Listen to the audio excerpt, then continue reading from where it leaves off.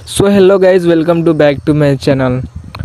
क्या अभी अपने वीडियो में ब्लर करना चाहते हैं कुछ इस प्रकार का, तो आप भी बहुत आसानी से कर सकते हैं। चलिए मेरे स्टेप को फॉलो कीजिए। देखिए गाइज, आपको कुछ करना ज़्यादा नहीं है। मैं जो कर रहा हूँ आप सेम उसी तरह करते रहिए। चलिए वीडियो स्टार्ट करते हैं।